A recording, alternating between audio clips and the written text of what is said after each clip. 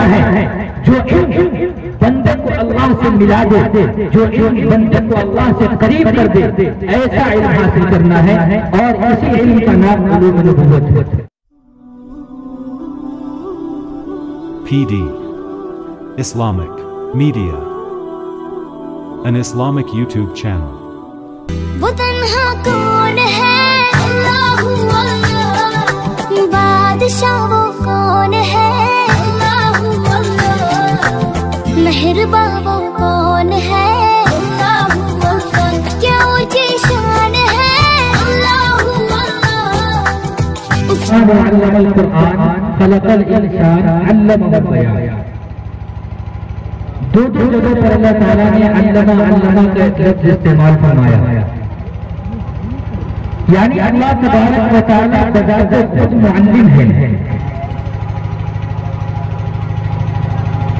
पाकिस्तान के एक यूट्यूबर थे, बल्कि यूट्यूबर जो है गलत होगा, मुफस्सिर कुरान थे,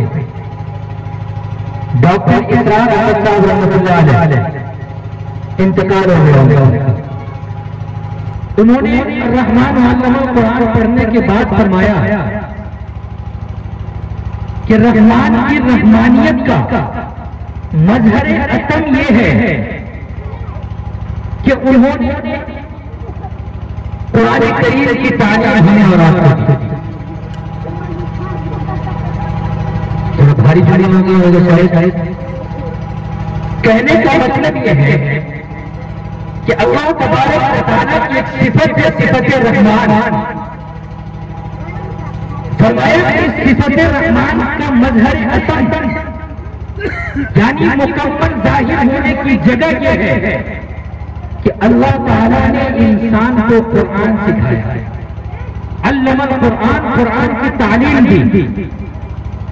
ये इस बात की तरफ इशारा है कि अल्लाह तबारक व तआला बजाते खुद मुअल्लिम है और सारी कायनात और कायनात में मौजूद तमाम चीजें अल्लाह तबारक व तआला के नजदीक एक मखलूक की हैसियत रखती हैं और सारी चीजों का खालिक सिर्फ और सिर्फ अल्लाह तबारक व तआला है।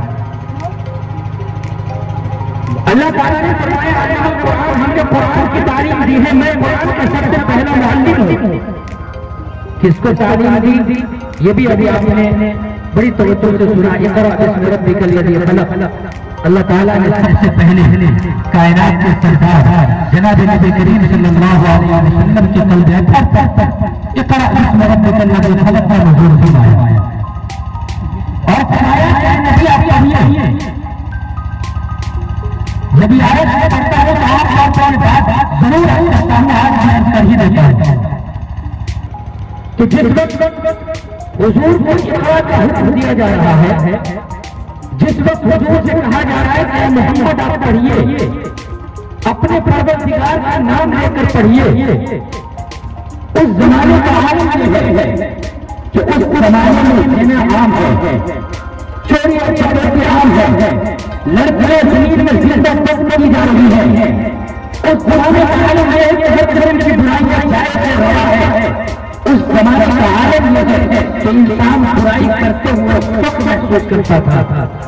ऐसे वक्त में अल्लाह ताला ने तमाम तर बुराइयों का खात्मा करने के लिए सबसे पहले ज़िना की पाबंदी के लिए आयत नाज़िल नहीं फरमाई। अल्लाह ने सबसे पहले चोरी और डकैती पर पाबंदी के लिए आयत नाज़िल नहीं फरमाई। अल्लाह ने दूसरे अहकामात की आयत नाज़िल नहीं फरमाई। सबसे पहले फरमाया कि मोहम्मद पढ़िए। ये इशारा इस बात की तरफ है कि जिस समाज में, जिस खानदान में, जिस घर में, जिस मुल्क में इल्म की दौलत आ जाएगी, पढ़ने की दौलत आ जाएगी, इशारा इस बात की तरफ है कि उस समाज से हर किस्म की बुराई का खात्मा हो सकता है। सिर्फ एक इंसान इक़रा के पैगाम को अपने दिलों में बसाने वाला बन जाए। किसी शायर ने अफसोस का इजहार करते हुए कहा था कि हर एक तालीम और तरक्की में पीछे जिस कौम का आगाज इक़रा से हुआ,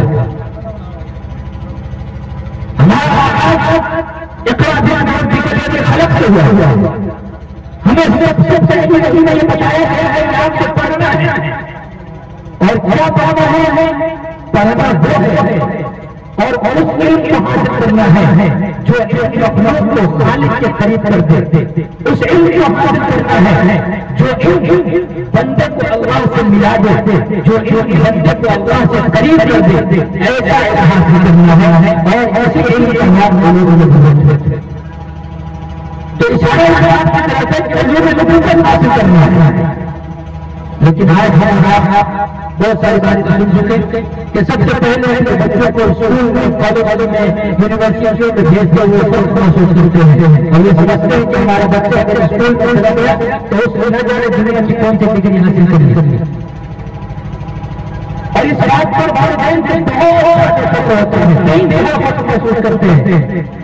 लेकिन बुजुर्ग और दोस्त सबसे ज्यादा ताकत मुबारक है जिन्होंने अपने बच्चों की तरबियत के लिए और उनके कुलूब में अल्लाह और रसूलुल्लाह की शनाख्त को बताने के लिए, अल्लाह और रसूलुल्लाह की पहचान को बताने के लिए सबसे पहले मेरा बच्चा अपनी पोतली जबान सीधी करना।